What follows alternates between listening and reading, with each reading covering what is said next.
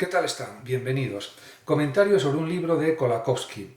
Leszek Kolakowski es uno de los grandes filósofos de la historia y realmente fue un pensador polaco que también fue profesor universitario, autor de más de 30 libros, y su vida transcurre desde el año 1927 hasta el año 2009. Falleció a los 81 años. Realmente fue también catedrático de Historia de Filosofía en Varsovia y fue muy reconocido a nivel internacional, a nivel mundial, como un gran filósofo. Realmente era muy agudo en sus consideraciones, en sus valoraciones, luchó, diríamos, contra cualquier tipo de totalitarismo, analizó también lo que era el marxismo en distintos libros, etc. Y dejó un gran legado intelectual y filosófico. El libro se titula Las preguntas de los grandes filósofos y en realidad es una recopilación de diversas conferencias que él pronunció sobre bastantes filósofos y diríamos que se concibió precisamente como un ciclo de conferencias que fue emitido por la televisión polaca y posteriormente publicado en 3 volúmenes entre el año 2006 y el año 2008. Por supuesto, no voy a comentar pues página a página lo que escribió Kolakowski, porque son muchas páginas. Diríamos que son en total 264 páginas, sin contar el índice, etc. Y realmente es bastante extenso, muy extenso, diría yo. Es prácticamente como una especie de historia de la filosofía con distintos autores, analizados por el propio Kolakowski. Simplemente me voy a detener en algunas ideas que aparecen en el libro, simplemente como muestra de lo que él realizó, y aportaré mis propios comentarios en ese sentido. En cualquier caso, lo primero que quiero destacar es que, al menos en este libro, pues realmente él se muestra como un gran erudito en la historia de la filosofía y además un gran comentador. Por otra parte, el estilo de escritura que desarrolla pues es bastante entendible, no usa tecnicismos, muchos tecnicismos, ni una jerga muy complicada, como por ejemplo la propia de Hegel, de Schelling, de Fichte, o bueno, de otros grandes pensadores, pero realmente es riguroso, es profundo también, etc. Y, por ejemplo, quiero comenzar por la primera parte, donde analiza la figura de Sócrates como filósofo, y él está convencido de que es uno de los grandes filósofos, así lo dice explícitamente en el libro. Naturalmente, escribe, Sócrates es el primero de los que considero grandes. En definitiva, parece que ha realizado pues, una serie de conferencias basándose en los filósofos más grandes a su juicio, y son bastantes. Por supuesto, esto se podría incorporar muchos más, pero la lista es bastante extensa. En cualquier caso, están todos los que son, pero faltarían algunos por considerar. Lógicamente él tenía que seleccionar una serie de grandes filósofos y seleccionó los que él consideró más apropiado. Realmente podemos decir que uno de los grandes cambios de la cultura occidental fue provocado precisamente por Sócrates junto con Jesucristo, por ejemplo, y él mismo lo plantea. Por supuesto, él no desconoce la tradición presocrática, por supuesto los filósofos anteriores, como por ejemplo Pitágoras, como Parménides, que influyó mucho en Platón también, y por supuesto él lo tiene en cuenta. En cualquier caso, él dice en este apartado, en este capítulo sobre Sócrates, lo siguiente: ¿cómo llega uno a esa clase de verdades que llegó a alcanzar el propio Sócrates? Pues, como él dice, inquiriendo sin cesar con insistencia y porfía. A base de preguntar muchísimo, de investigar muchísimo, pues él llegaba a determinados resultados, que a veces no eran verdades absolutas y que podían ser objeto de más críticas, de más análisis, pero por lo menos él conseguía, con su mayéutica, con su ironía, pues desentrañar los entresijos de las realidades y, sobre todo, yo diría que averiguar lo que es falso para eliminar la falsedad, porque al final uno de los propósitos tanto de Sócrates como de su discípulo Platón, mientras vivió Sócrates, era, diríamos, llegar a un conocimiento recto, a un conocimiento verdadero, a un conocimiento auténtico, no a un conocimiento falso, que ya no sería conocimiento. Y en ese sentido, el eliminar las falsedades de los discursos, de los diálogos, de los análisis filosóficos era fundamental. Y eso pues lo consiguió en gran medida el propio Sócrates con su procedimiento dialógico, que por otra parte fue seguido por Platón. En ese sentido, tampoco pretendía resolver todos los problemas filosóficos el mismo Sócrates. De hecho, pues el propio Kolakowski insiste en ello, dice: de paso, podía surgir una pregunta nueva sin que nada quedara resuelto, pero se iba avanzando en el camino hacia la verdad, en el itinerario que nos lleve a unos conocimientos, diríamos, más adecuados, más seguros, de alguna manera, y que está claro que para Sócrates el conocimiento no puede basarse en lo que es indudablemente falso, y en ese sentido pues había muchos conocimientos que eran falsos en su época. Por ejemplo, la forma de enseñar que tenían los sofistas pues se basaba en el engaño, en la mentira, y todo eso iba en contra del intelectualismo moral o ético tanto de Sócrates como de Platón. Y también iba en contra de la teoría de las ideas platónica, sobre todo, porque, diríamos, el conocimiento científico es el que está en el mundo de las ideas frente al conocimiento sensible, la opinión, que es variable, que no es segura, y lo que se pretende en matemáticas, en las ciencias en general, es un conocimiento verdadero, seguro, fiable, cierto, verificable. Y la filosofía tiene que transitar también de esa misma forma, buscando ese conocimiento seguro y evidente. Evidente para la razón, sobre todo. De hecho, la matemática, por ejemplo, no se basa en lo sensible, se basa en la lógica, y la lógica es una parte básica de la matemática, y también es estudiada por la filosofía. Existe filosofía de la lógica, y una parte de la filosofía, de los estudios de filosofía de las carreras universitarias, es precisamente el estudio de la historia de la lógica, de los distintos tipos de lógica, lógica clásica, por ejemplo la lógica formal o matemática, y otras lógicas existentes. Por tanto, en ese sentido, diríamos que Kolakowski sigue en esta línea de pensamiento también, similar a la de Sócrates, por lo menos en la búsqueda de la verdad.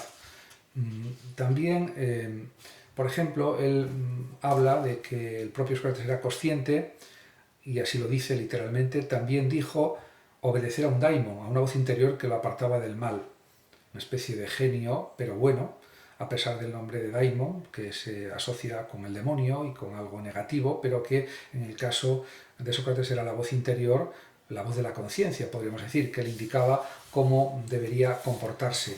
En ese sentido, todo eso parece que está bastante claro en el pensamiento socrático. Por otra parte, también hace unas consideraciones muy valiosas Kolakowski, cuando dice, por ejemplo, que dado que Sócrates adoraba a la razón, por más que no la definiera con precisión, y creía que no hay manera de conquistar verdad alguna, sino mediante un esfuerzo abnegado de la razón, la acusación de la que fue víctima tal vez no fuera totalmente injustificada. Realmente, aquí plantea el propio Kolakowski que fue acusado de impiedad, de no adorar a los dioses de la ciudad y de llevar por mal camino a los jóvenes. En este sentido, podría entenderse que educaba a los jóvenes en un espíritu crítico, de análisis crítico de la realidad, de la política, de todo tipo de cuestiones. Y en ese sentido, Sócrates no era un conformista. Si eso quiere decir que no educaba bien a los jóvenes, podría entenderse hasta cierto punto de una forma bastante limitada. Pero en cualquier caso, la razón crítica se opone, diríamos, a las creencias dogmáticas, a cualquier tipo de dogmatismo, a cualquier clase de afirmación, por ejemplo, del argumento de autoridad, sin ir más lejos. Y eso pues no lo justificaba el propio Sócrates. En todo caso, pues realmente es cierto que Sócrates buscaba la verdad, buscaba lo cierto en la razón, usando la razón y no la tradición. En ese sentido, la tradición la respetaba, pero si había cosas que consideraba que no eran adecuadas, pues lo decía.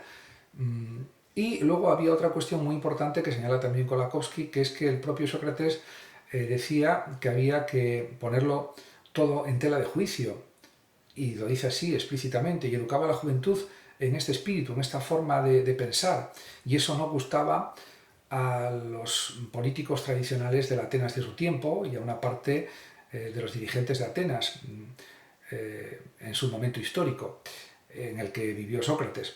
Y claro, todo eso pues también causó una serie de malentendidos, de rencillas, etcétera, y bueno, pues al final fue condenado injustamente a tomar la cicuta. Él, por supuesto, era consciente de que era una sentencia injusta, y así mismo lo explica el propio Kolakowski en esta conferencia, y realmente, pues, todo esto significaba un cambio filosófico muy rotundo desde la tradición de los pensadores presocráticos hasta el surgimiento de la figura de Platón, que fue discípulo de Sócrates durante unos 8 años.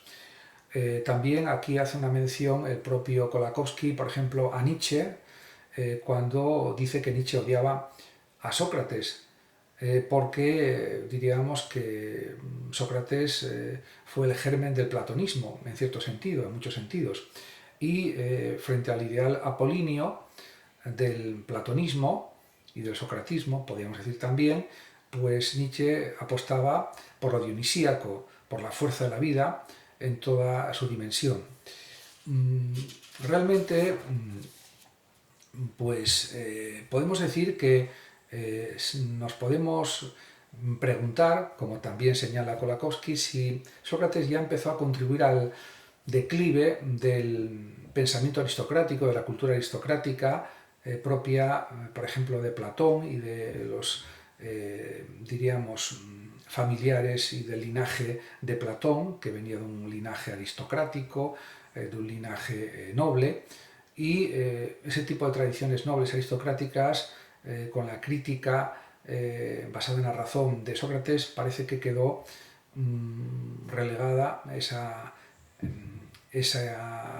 forma de pensar aristocrática al pasado, y surgió un nuevo tipo de filosofía más activa, más dinámica, y que busca la verdad ante todo. En ese sentido, pues parece que también con la condena a Sócrates pues se muestra una cierta decadencia espiritual en la Atenas de la época socrática. Y por otra parte, realmente incluso el propio Kolakowski habla de, por ejemplo, de los defectos que existían en aquella época y que fueron criticados por distintos pensadores, como por ejemplo, y por literatos como Ovidio. Por ejemplo, en ese sentido decía Ovidio: veo lo que es mejor y lo apruebo, pero sigo lo peor. El propio Pablo de Tarso, cuando llegó a Atenas sobre el año 56-58 aproximadamente después de Cristo, al explicar la resurrección de Jesús de Nazaret, pues fue objeto de burlas y de risas por parte de los atenienses, que entendían la inmortalidad del alma que había propuesto Platón, pero el mismo Sócrates parece ser, según las últimas investigaciones y según dicen algunos otros filósofos, no estaba muy convencido de esa inmortalidad del alma, pero en cualquier caso la formuló y la desarrolló en sus investigaciones, en sus conversaciones con los atenienses y con figuras destacadas como el propio Platón. Como se puede observar, los análisis de Kolakowski son extremadamente brillantes, interesantes, accesibles también a la vez, y, por ejemplo, se dedica también a analizar a Parménides, por ejemplo, de Lea, en otra conferencia, y voy a centrarme, por ejemplo, en la que dedica a Aristóteles. Podemos decir que diríamos que uno de los constructores de la filosofía europea y de la filosofía occidental no solamente fue Platón y Sócrates, sino sobre todo, quizás, o en buena medida también, Aristóteles. Y así lo dice el propio Kolakowski. Si puede decirse, escribe, que Platón elaboró el proyecto arquitectónico general de la filosofía europea, su discípulo infiel Aristóteles construyó sus cimientos. Habla de discípulo infiel porque, aunque fueron amigos en vida, desde que entró en la Academia Platónica a los 17 años aproximadamente, o 18, hasta la muerte de Platón a los 37 o 38 años de Aristóteles, en el 347 a.C. murió Platón, pues tenían discrepancias. Por ejemplo, Aristóteles no estaba de acuerdo con la teoría de las ideas de Platón y con otra serie de cuestiones espiritualistas, idealistas, porque Aristóteles afirmaba un pensamiento realista frente al idealismo a ultranza del propio Platón. En cualquier caso, hay que decir que también Platón admiraba la inteligencia de Aristóteles, lo llamaba la mente, y realmente también era denominado Aristóteles como el lector por antonomasia, el gran lector. Se dice que acumuló una biblioteca personal de 10.000 rollos, de 10.000 libros, por decirlo así, y pues realmente esa es la realidad. En cualquier caso, los dos contribuyeron al surgimiento de la filosofía europea y, por supuesto, al de la filosofía mundial. Aunque se ha perdido pues, la mitad de la obra de Aristóteles, sus obras siguen siendo muy estudiadas, muy analizadas, muy leídas, etc. Por supuesto, los diálogos platónicos son la mejor introducción a la filosofía que existe, y escribía de una forma realmente admirable. Era un gran escritor, Platón también. En ese sentido, es verdad que la sombra de Aristóteles, diríamos, delimitó durante siglos el pensamiento en Europa, en la Edad Media, etc., pero a partir ya de los siglos XIII, XIV, XV, XVI, ya el desarrollo de la ciencia pues supuso que se abandonó el argumento de autoridad en relación con lo que había afirmado Aristóteles y, por supuesto, hay obras de Aristóteles que han quedado ya superadas por la investigación científica, como por ejemplo la física aristotélica. En cambio, la metafísica sigue vigente, la ética, por ejemplo, a Nicómaco, pues también, y otras obras, pues también, el arte poética, etc. La lógica aristotélica, pues ha sido muy analizada a lo largo de los siglos, pero su descubrimiento del silogismo ha sido importantísimo también. En cuanto a las obras sobre los animales, etc., pues muestran grandes descubrimientos, por ejemplo, lo de lo relativo a los animales vertebrados, que eso es cierto. En cambio, Aristóteles se equivocó en algunas cosas, como por ejemplo en relación con que había un surgimiento de la vida de la nada, la generación espontánea, que se dice, y eso se comprobó ya con Giovanni Redi que no era cierto. En cualquier caso, todo esto pues es algo que hay que decir también de Aristóteles. En cualquier caso, él aborda otras cuestiones relativas a Aristóteles de forma pues muy precisa y expresando sus propias ideas al respecto. Por otra parte, también en el ámbito de la ética escribe Kolakowski: y para reconocer las aptitudes morales o las virtudes que debemos ejercitar a fin de conocer la felicidad, Aristóteles nos recomienda esta regla básica y general: en nuestras acciones debemos mantenernos en el punto justo y evitar los vicios que resultan de un defecto o de un exceso. Es la famosa regla del término medio.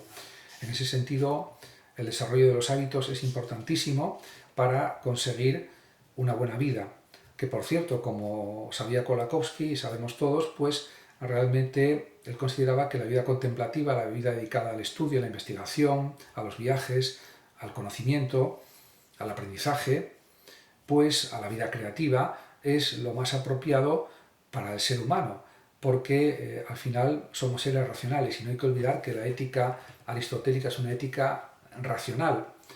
Por supuesto, él no dice en ningún momento que no haya que seguir los sentimientos, las emociones y que no haya que vivir de forma emocionada muchas cosas en la vida. Eso le parece perfecto, pero siempre con un cierto control de la razón para que las emociones no sean excesivas y nos perjudiquen. En ese sentido, pues todo eso es aplicable perfectamente a la actualidad.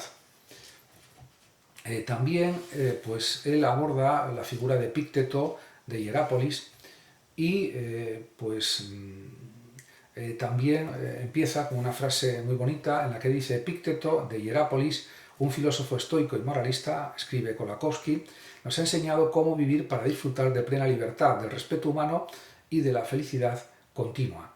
Efectivamente, y eso se consigue, según el estoicismo, a través de la ataraxia, de la tranquilidad del ánimo, de la serenidad de la mente. Es algo que está al alcance de cualquier persona, pero siempre sabiendo cómo comportarse. Por supuesto, hay que esforzarse para mantenerse en esa actitud serena ante lo que sea que pase en la vida, y no es algo sencillo, es algo complejo, complicado, pero se puede conseguir con esfuerzo, se puede lograr. En ese sentido, también el propio Kolakowski señala que los estoicos, dice, fueron los primeros en construir una lógica no silogística, y todos los lógicos admiran su talento. Efectivamente, sobre todo podemos pensar en Crisipo, que fue el fundador de esta lógica estoica fundamentalmente, y que tuvo una gran repercusión tanto en la antigüedad como en épocas posteriores, en la época posterior. En ese sentido, la lógica estoica tiene similitudes básicas con la lógica de enunciados o lógica de proposiciones, por ejemplo. Muchas gracias a todos por su atención y hasta mi próximo vídeo. El que lo desee puede compartir este vídeo, darle like o suscribirse a mi canal de YouTube. Hasta siempre.